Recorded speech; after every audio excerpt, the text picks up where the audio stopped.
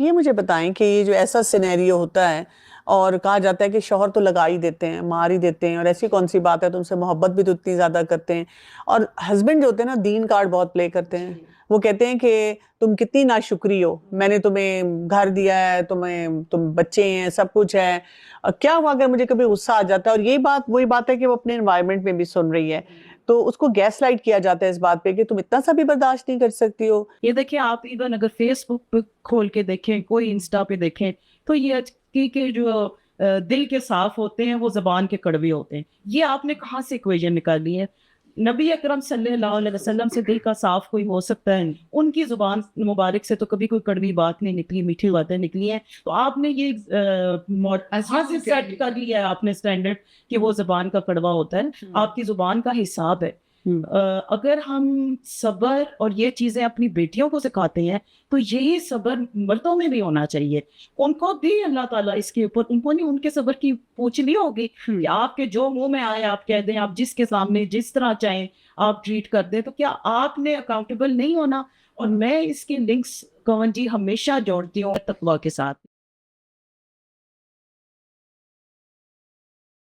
Anyone who's struggling for Allah, Allah has taken it upon Himself to cover their faults. What is the Muslim culture of today? Anyone who's struggling for anything in Islam, you will find family, friends, society, and other Islamic people dedicated to finding what? Their faults. So, يَغْفِرْ لَكُمْ ذُنُوبَكُمْ, Allah is saying, look, even though you're struggling for something high, you're trying to do something noble, you are going to make mistakes, you are going to be sinful. This is a critical lesson for every Muslim here and us as a community and as families. When someone's struggling for Islam, a woman decides to start wearing hijab or starts praying, or a man decides to start learning their religion or makes some change, gives up alcohol, something. They did something, they took a step towards Allah. They made some kind of hijrah towards Allah. All of a sudden people say, oh, I thought you became Islamic and you still have a temper? And you still did this? And you still, like, I thought you stepped out of humanity into the angelic realm. How are you still human? I don't understand this. I thought you're religious. What happened to your Islam? Making mistakes, are we? Still human, are we? Huh.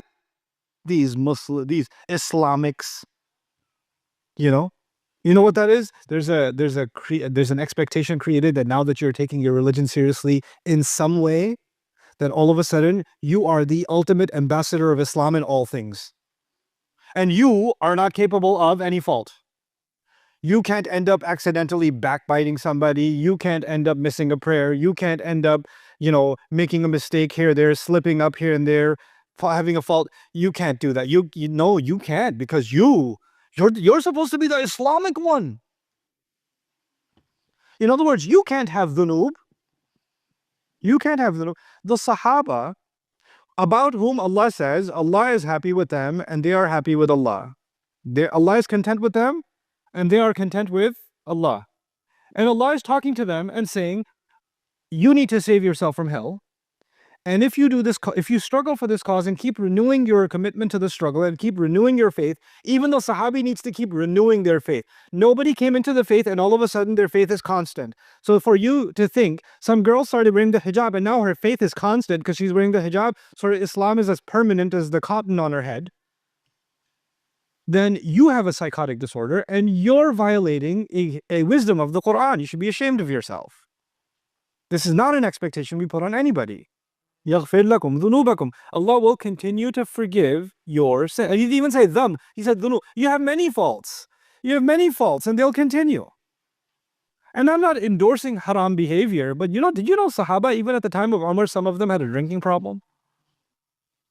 Some of the Sahaba, we call them Sahaba, they had a drinking problem. That was a reality. And that's not the only one. There were other problems. They were struggling with stuff. Some people have different weaknesses. Not everybody is the same. And the plural of the word dhunub also suggests, I have different weaknesses, you have different weaknesses, this one has different weaknesses, those ones. It's easy to find someone's weaknesses, right? And say, aha, I found a weakness, therefore their Islam, right? But Allah says, no, I will cover your faults. You struggle for this. And the hikmah, the corollary from this is so powerful. Allah is saying, anyone who's struggling for Allah, Allah has taken it upon Himself to cover their faults. Listen to that again and think about what that means for you. Anyone who's struggling for Allah, Allah has taken it upon Himself to cover their faults. What is the Muslim culture of today? Anyone who's struggling for anything in Islam, you will find family, friends, society, and other Islamic people dedicated to finding what? Their faults. Here Allah is promising, I'll cover your faults, and here we are busy dedicating entire YouTube channels to exposing faults. Somebody needs to say this. No, actually, only Shaitan needed to say this. Nobody else needed to say this. What happened to man satara mu'minan satarahu Allah yawm al-qiyamah? And if you're saying some people need to be held to a higher standard, I don't think anybody should be held to a higher standard than the Sahaba. Am I wrong in that? If you're thinking somebody should be held to a higher standard than the companions of the Prophet himself, sallallahu alaihi wasallam, then please educate me. I'd love to know. يَغْفِرْ لَكُمْ ذُنُوبَكُمْ. And from, what we love, Allah loves for us, based on His attributes. Allah is Ar-Rahman, so He likes us to have Rahmah. Right?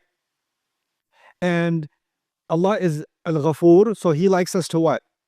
Forgive. Allah is Al-Hakim, He wants us to seek wisdom. Allah is Al-Hadi, He wants us to seek guidance. Allah is Al-Alim, He wants us to seek knowledge. Allah is Al-Adal, He wants us to be just. Isn't that the case?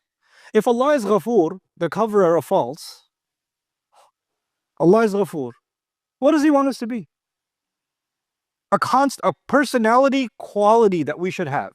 A personality, like part of my personality, just like part of my personality should be care, love, justice, thoughtfulness, seeking knowledge. A part of my personality should be covering what? And I didn't say forgiveness. I didn't say forgiveness. What did I say? Covering faults. Because something may not be forgivable, but that still doesn't mean it needs to be uncovered. Justice is something else. Afu is closer to forgiveness. Afu is closer to forgiveness. Khud al-afu. Right? But maghfirah is covering the fault. That this is a kind of satr. Man satara mu'minan satarahu Allah yawm al-qiyamah. Whoever covers a believer, Allah will cover them on Judgment Day. Right? That's another piece of it. These are things that Allah just mentions in passing sometimes, but if you stop and contemplate them, you say, Ya Allah, you're offering me this in Jannah, and I'm making sure fellow believers, fellow human beings are stripped of this in this dunya. And how am I expecting you to give me this in Jannah when I don't even want someone to have even a glimpse of this in this dunya?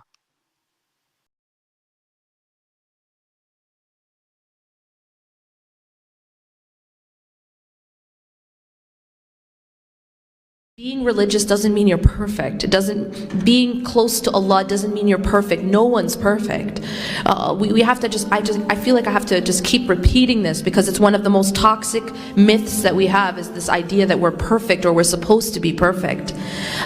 So the Prophet ﷺ said that all of the children of Adam will commit sins, and the best of them are those who repent. The best of them are not the ones that just don't commit sins. It's the ones that repent. So if you find that you have faltered, or you aren't being patient, or you haven't in the past, you can always fix it, and that is through repentance and through doing it better next time.